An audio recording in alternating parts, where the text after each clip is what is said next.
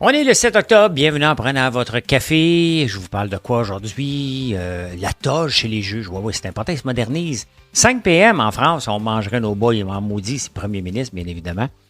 On envoie des millions au Vietnam pour l'égalité des sexes. Je vais vous parler de tout ça. La garantie de disponibilité. Je veux réparer mon espresso. Est-ce que je peux avoir des machines, des pièces? Je m'en vais là tantôt. 411 millions. En formation pour la construction.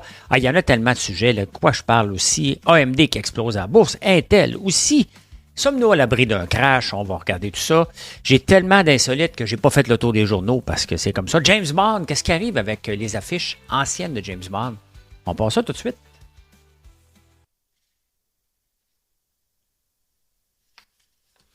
Ça va arriver, là? Ça arrive pas, là. Hein?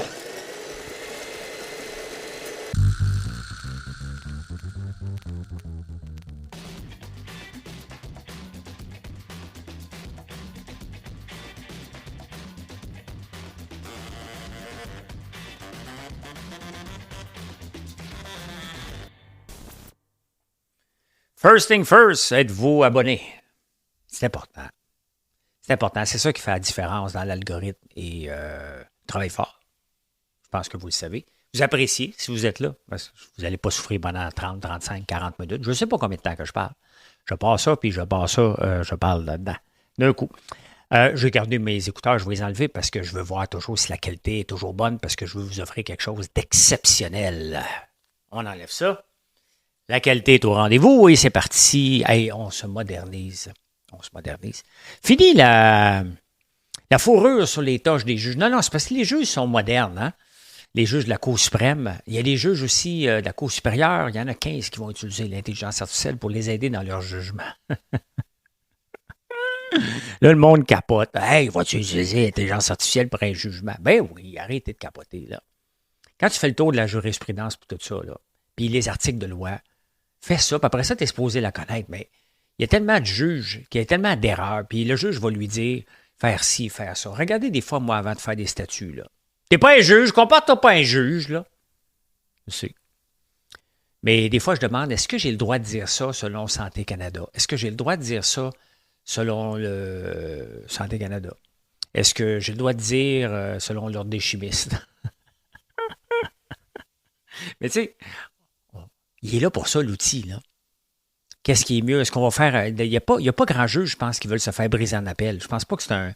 Il doit y avoir un minimum d'orgueil de rendre des bons jugements en partant, puis que la Cour d'appel ne vient pas les battre, là. Donc, oui, il faut se moderniser. Ben oui, il faut enlever la fourrure. C'est ça, vous autres, en Cour supérieure, Cour suprême, votre gros trip d'enlever une fourrure là, pour pas insulter personne.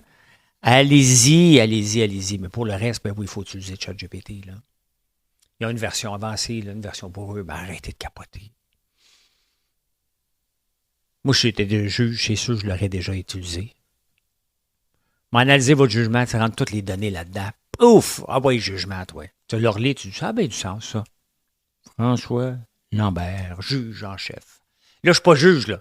C'est une blague. Je n'ai pas le titre de juge. C'était juste de l'humour, là. Envoyez-moi pas un ordre, là, les juges. Là, que, de marquer juge. Ben oui, mais capotez pas, là. Capotez pas. Vous aviez compris que c'est une blague, là. Fait que c'est ça. Ça faisait depuis 150 ans qu'il n'y avait pas de moderniser la toge. Hey, en France, c'est pas des blagues, hein? On est quand même bien ici au Canada, là. T'sais. En France, là, c'est un peu complexe parce qu'il y a le président de la République, qui est Emmanuel Macron. Et il y a les premiers ministres. Il y a un premier ministre. Donc, c'est comme le CEO, le PDG, et le chef des opérations du premier ministre. C'est à peu près ça qu'on doit avoir ça si on regarde ça par une entreprise. Si je me trompe, vous me le direz. Je suis ouvert à la critique tant que tu ne me traites pas de tarlat en premier. Des fois, vous me dites, t'es donc bien tarlat. Comme là, j'ai montré que je le bourrais, je suis une pire cave. Je suis pas né sur une terre, moi. Je reviens au premier ministre. Je suis pas né sur une terre. Christy, le gars a 40 ans, j'en ai 58. Ça fait depuis 53 ans que je suis sur une terre. Les gens pensent encore que je suis un gars de la ville. Oui, j'habite en ville. Je suis pas ces tracteurs une fois de temps en temps, là. Je suis là tout le temps. Oui, mais moi, je suis plus que toi. Ben, sans crise. 5 premiers ministres en un an en France. Le dernier est resté même pas 3 semaines. C'est ingérable, la France. Ingérable. 5 premiers ministres, 7 sous Macron. Il y avait Attal là, qui était supposé, il est venu ici, on le voyait comme le nouveau général de Gaulle, là, presque. Là. Il n'a pas trop fait longtemps lui non plus. Là. On l'avait accueilli en héros comme si c'était Paul Saint-Pierre Plamondon. Il y a une députée au Mexique, c'est intéressant. Il y a Aranxa Cortez Ocario, quelque chose comme ça, aux États-Unis, AOC. Ocario Cortez, quelque chose comme ça. Mais il y en a un autre qui est Amanda Corona, une petite Corona, c'est pour favor, à Arziva. Elle veut déposer un projet de loi. Un peu comme elle ou Catherine Dorion. Mettons, ça en prend une par pays ou par province. Hein?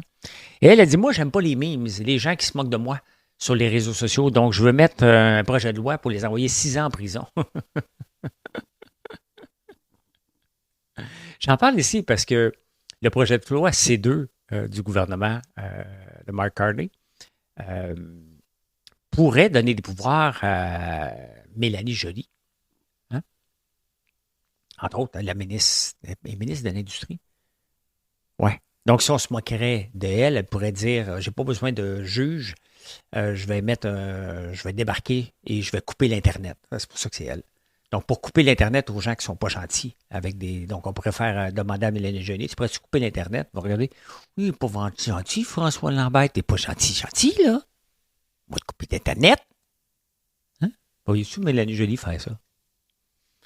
Les politiciens commencent à se donner un peu trop de pouvoir, là. Commencez par être compétent. Ben, un coup qu'on va vous trouver compétent, vous donnerez des pouvoirs. En attendant, là, calmez-vous.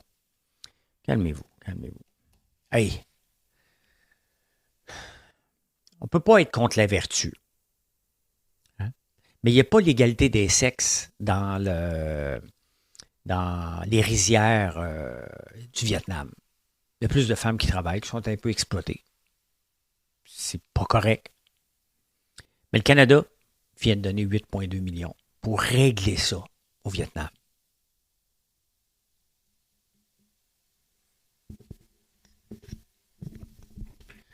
Mettons qu'on a trop d'argent, là.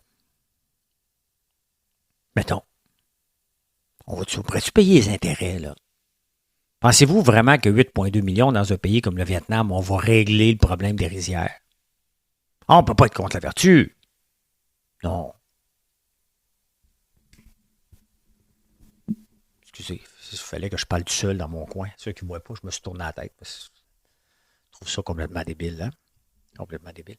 Hey, si vous regardez ma photo de miniature, thumbnail, si je vous disais que de 1868 à 1968, la date, je suis plus sûr que c'est 1968. C'est drôle, des fois, même l'intelligence artificielle, je lui demande les dates. Il me dit 1878, d'autres 1868, d'autres me disent 1869, d'autres 1969 pour la fin, et d'autres 1868. Bon, on va regarder ça. De quoi je parle? On parle bien entendu de Post Canada qui veut avoir plus de pouvoir, qui voudra avoir une banque pour servir les Autochtones puis les aînés. C'est très important. Là. Les aînés ne sont pas capables, selon eux, il faut faire le service à domicile parce qu'ils ne sont pas capables de se rendre à une boîte aux lettres. Mais il faut leur offrir des services dans les bureaux de poste. Vous voyez comment ils sont complètement déconnectés, ces gens-là, qui ne comprennent absolument pas les aînés, là. Les gens de Post Canada, qui veulent avoir plus de pouvoir alors qu'ils perdent de l'argent. Le problème, c'est qu'on a un président qui a probablement fait les ordres du gouvernement. Donc, il n'a rien foutu.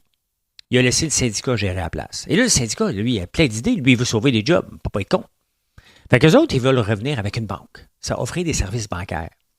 Mais il faut savoir que pendant 100 ans, Canada Post avait la caisse d'épargne du Canada. Ouais, c'était une banque. Il y avait des services bancaires. Et grâce au lobby des grandes banques, ils l'ont laissé tomber parce que ça n'avait pas de sens. Le gouvernement faisait concurrence aux banques avec les taux d'intérêt.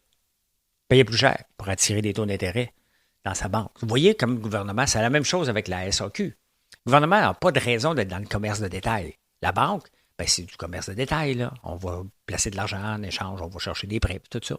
Donc, le gouvernement faisait concurrence aux grandes banques. Fait que les lobbies ont dit, regarde, t'as pas d'affaires là-dedans. Ils ont enlevé ça. Là, on veut recommencer ça en offrant mettons, avec la Banque Laurentienne, avec la Banque Nord. Non. Les bureaux de poste, c'est terminé. Les bureaux de poste, maintenant, là, ça n'a pas rapport. OK? Mets ça dans un dépanneur. Tu as l'employé de dépanneur qui fait autre chose en même temps. On est ailleurs. Il y a déjà des franchises. Il n'y a plus de raison de maintenir des bureaux de poste. Quand quelqu'un vient de porter une lettre dans un bureau de poste, tu le regardes de travers. Là, tu sais. Ta job, c'est de le faire sentir coupable. On va régler ça, les lettres. Là. On va te baisser ça un peu. Là. On va regarder une lettre, toi. Pas d'Internet? Je dis non, il va regarder son téléphone pendant le service. Tu vas dire, je t'ai vu. Je t'ai watché.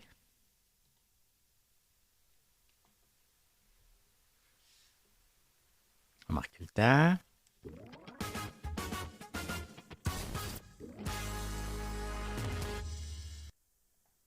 Il va falloir que je comprenne pourquoi que ça prend autant de temps. C'est nouveau. Je ne comprends pas pourquoi.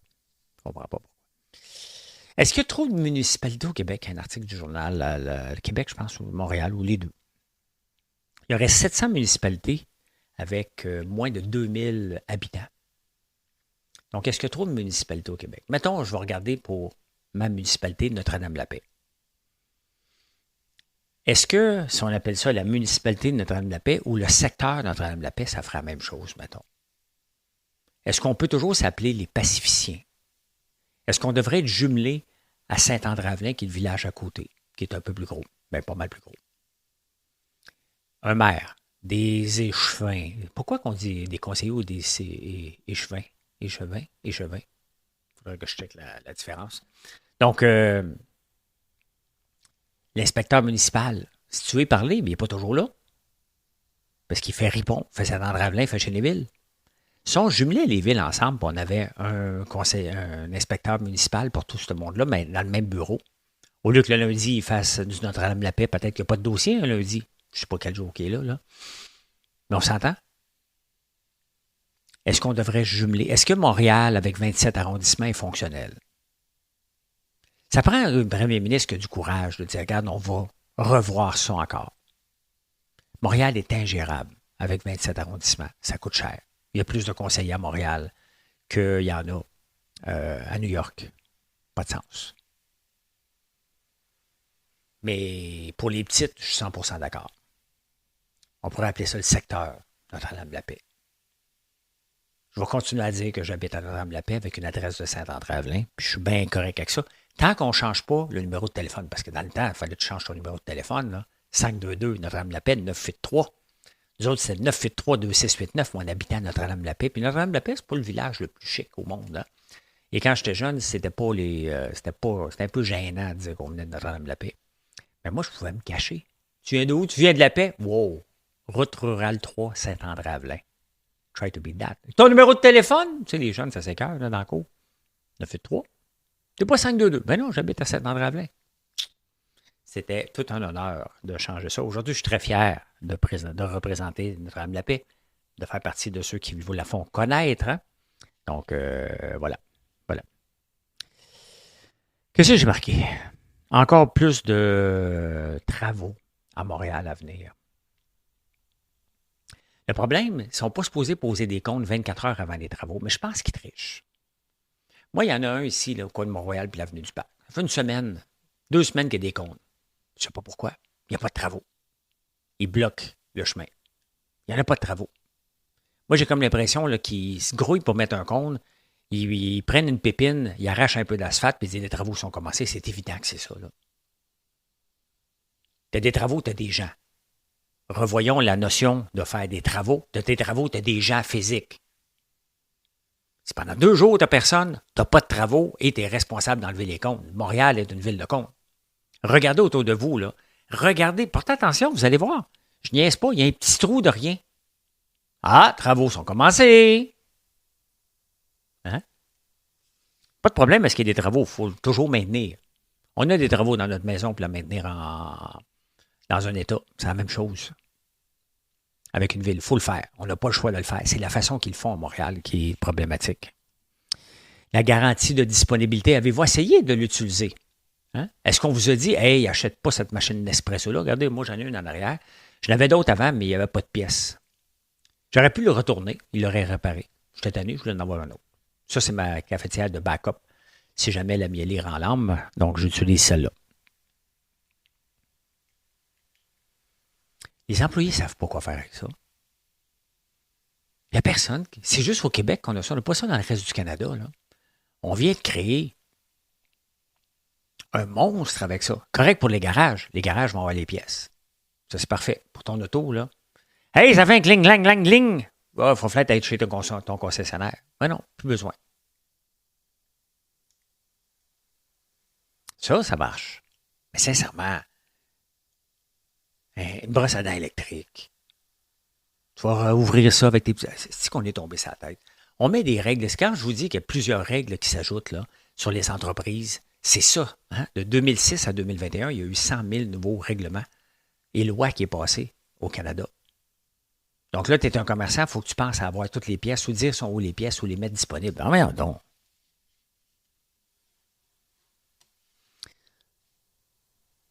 Regardez comment notre gouvernement est incompétent.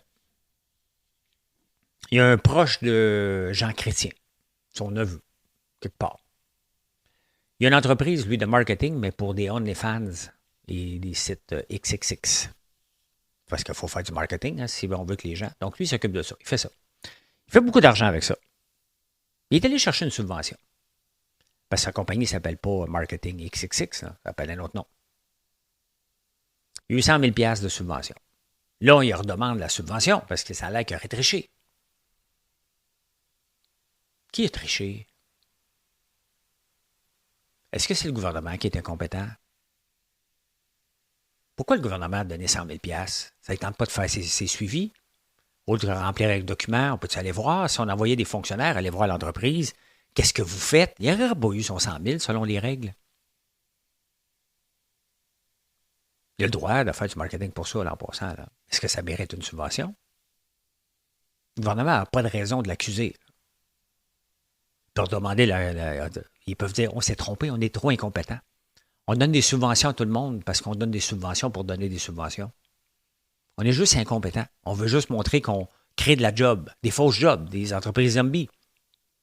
Mais le gars n'a pas rien à se reprocher. Il a le droit de faire ça.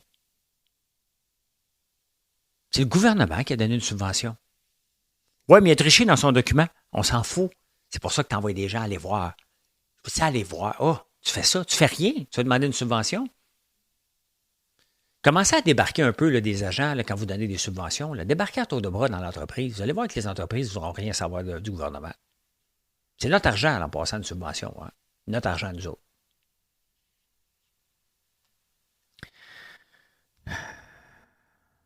« 411 millions qu'on a versés en formation rapide pour la construction au Québec. Ça a donné rien. Il manque toujours de monde.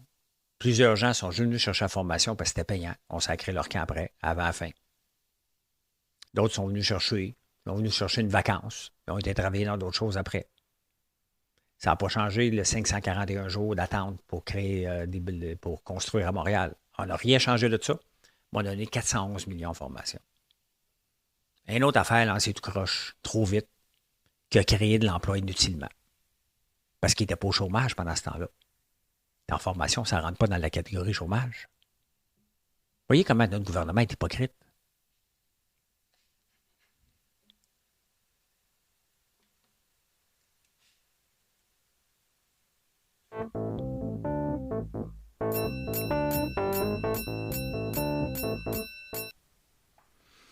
Hypocrite. Hey, Olivier m'a envoyé ça. Vous êtes plusieurs à me donner des infos. Des fois, je les utilise, des fois, je ne les utilise pas. Prenez-les pas personnels, parce que j'en reçois beaucoup. Puis il y en a d'autres qui... que c'est une obligation de le prendre. Merci, Olivier. Olivier, qu'est-ce qu'il m'envoie? C'est dans le journal, je ne l'avais pas vu. 16% du PIB du Québec est géré par la Caisse. La Caisse de dépôt et de placement du Québec, on ne l'appelle plus comme ça, mais pour les besoins de la cause, on va l'appeler comme ça, est impliquée dans 24 000 entreprises. 16% du PIB passe par eux autres.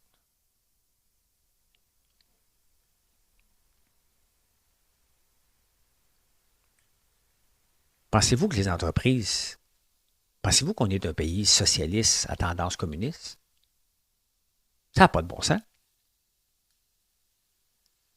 On a un rendement de merde en plus, là. Pourquoi vous pensez qu'on a un rendement de 1% au Québec? Augmentation du PIB. On pompe de l'argent à peu près n'importe où. On garde des entreprises qui devraient être fermées. Ça n'a pas de bon sens d'être impliqué dans 24 000 entreprises, là. 16% du PIB est contrôlé par la Caisse avec des rendements de merde. Ça veut dire qu'ils font des très mauvais placements. Je ne dis pas d'aller à l'étranger, là. Investir dans des compagnies qui se pètent la gueule aussi, là. Mais ça n'a pas de bon sens, une concentration si élevée que ça. Le gouvernement, on parle de Trump qui a investi dans Intel, parce que Trump a investi 9,9 %. Bien, le gouvernement, dans Intel.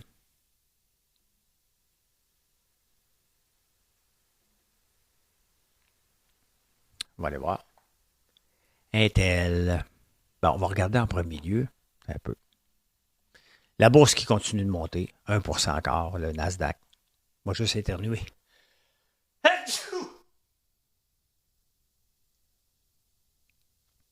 Les effets de la natation. J'ai beau me mettre du flonase, mais ça aide pas tout le temps. AMD, ben on va parler à AMD en premier. Je vais revenir avec Intel pour continuer la suite de ça, mais tout est la suite. AMD qui monte de 25%.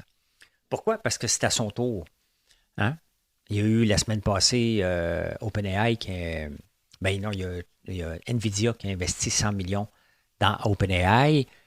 OpenAI, maintenant, achète des puces d'AMD. AMD, je pense qu'ils ont aidé avec NVIDIA aussi pour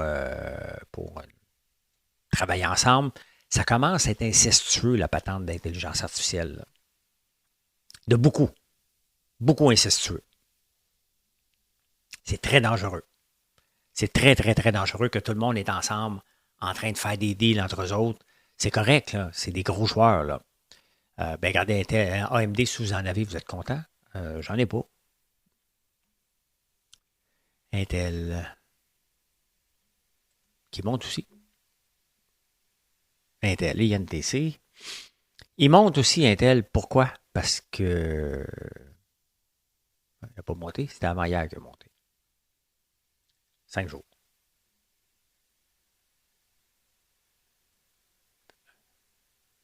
Bon, j'ai lu une nouvelle, mais elle n'était pas vraie. J'ai dû lire une vieille nouvelle. Intel, ben, le gouvernement de Trump a investi 9,9% de la compagnie.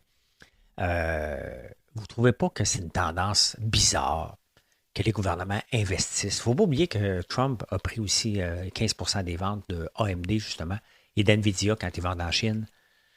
C'est weird. C'est pas sain, là.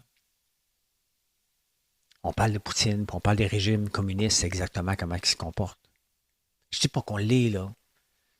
Mais ça n'a pas de sens que le gouvernement, par l'entremise de la caisse de dépôt, contrôle 16%. Ça n'a pas de sens que le gouvernement Trump investisse dans Intel. Ça n'a pas de sens que le gouvernement Trump va lancer son propre site pour acheter et vendre des médicaments à partir de janvier. Tout ça ne fait pas de sens. Il ne faut pas les copier. Il ne faut pas aller là. Il faut se poser des questions. Est-ce qu'on a le rendement? Si la Caisse investit localement pour on a un rendement exceptionnel, je dirais, hey, wow, OK, on se sert de ça comme levier, mais le rendement n'est pas là. Donc, probablement, on le voit là, dans des Lightspeed, dans des Taiga, dans des Lions, tout ça, c'est des flops totales. C'est notre argent, ça. Dans des situations qui n'auraient pas dû avoir lieu. Taiga, là, que quelqu'un va avoir un sinou électrique, ça y appartient. Le gouvernement ne veut pas rapport là-dedans, pas tout. Là. C'est pas une nouvelle invention, c'est un sidou, ciboire pour aller sur l'eau, là.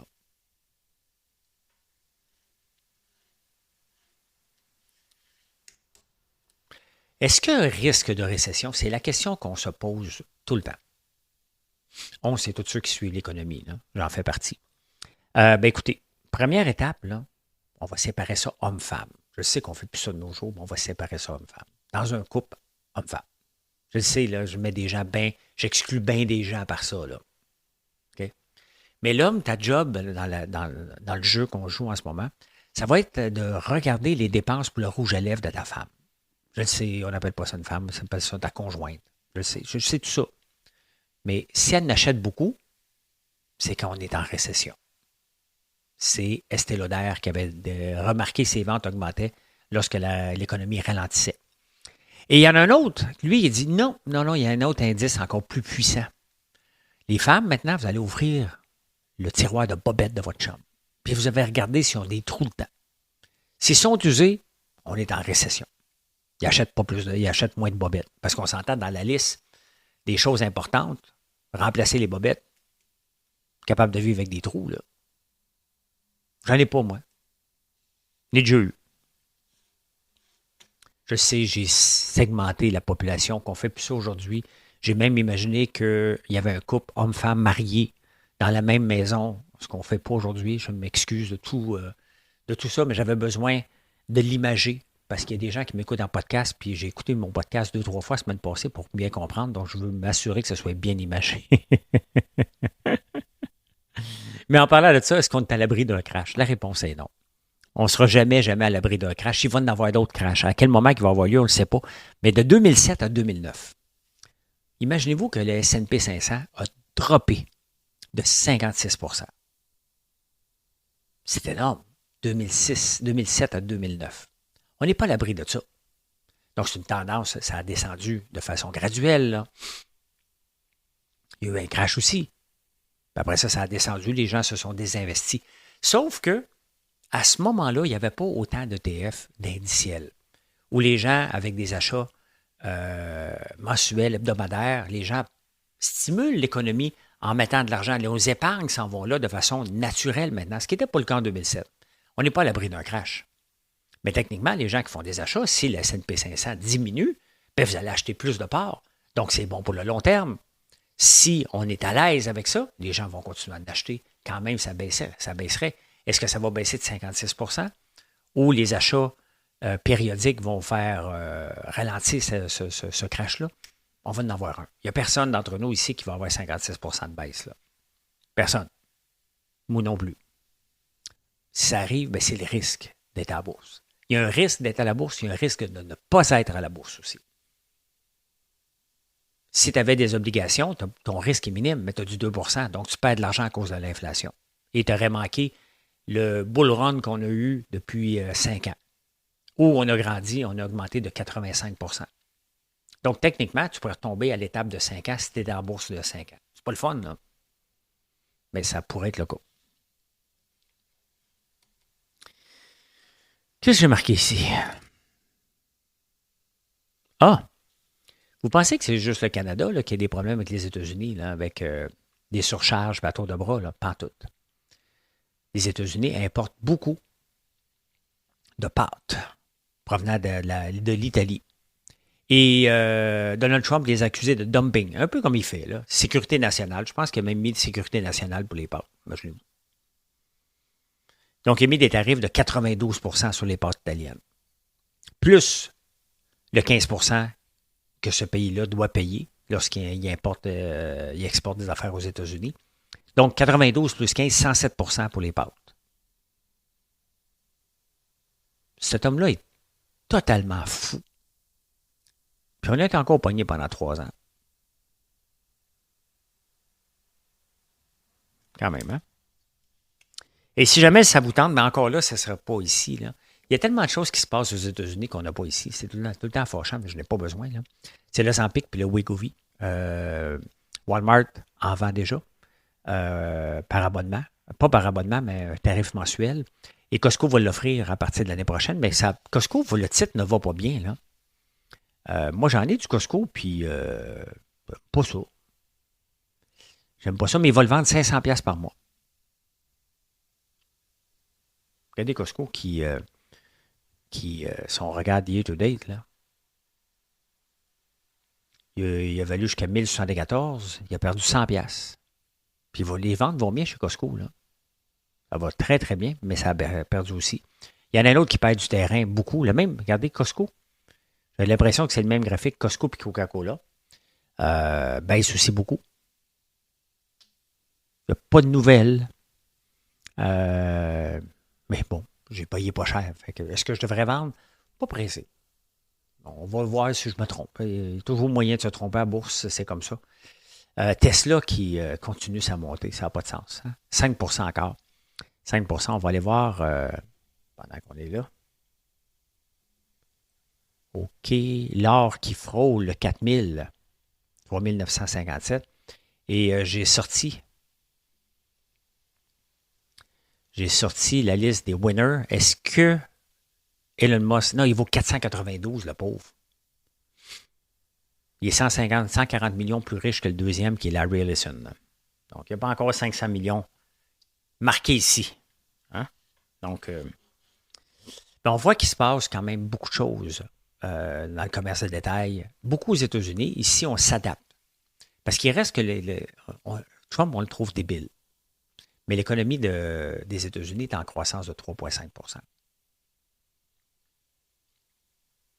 L'augmentation du PIB versus les salaires payés, la différence s'augmente. C'est pas qu'on a diminué les salaires, c'est qu'on a augmenté, on a coupé des gens par rapport, ou on a pris de l'expansion sans rajouter de personnes.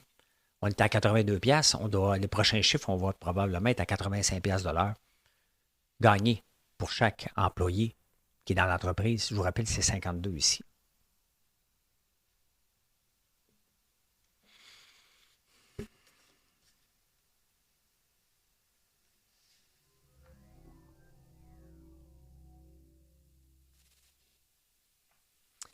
Les insolites. Écoute, es-tu assez débile? Meghan Markle, la femme à Harry, hein? Elle a décidé d'être allée à Paris probablement pour le Fashion Week qui se passe en ce moment. Es-tu là? En tout cas, elle est allée à Paris, tout seul. Harry est resté aux États-Unis avec ses enfants. Et elle a décidé de se filmer en reprenant le chemin où Diana est décédée. Puis elle est passée avec les 2 pieds sur le dash sous le pont d'Almos que Diana est décédée. Même ça, ces réseaux sociaux l'épaissent.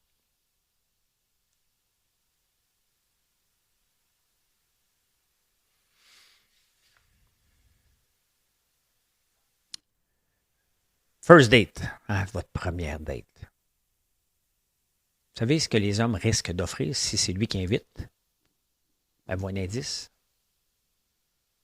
Une viande masculine. Il va offrir de la viande rouge en partant un bon steak. Is she in for steak? S'il demande une agence. Vous savez, les gens se rencontrent beaucoup par l'entremise d'agence. Ouais, les hommes aiment aiment manger de la viande rouge avec leur future douce moitié. Douce moitié. Et en terminant, James Bond a toujours eu un gun comme ça sur les affiches. Hein? Toujours le gun dans les airs. Bien, allez voir sur Amazon, toutes les guns sont disparues. James Bond a toujours la même pose, mais pas de gun dans ses mains. Ils l'ont effacé.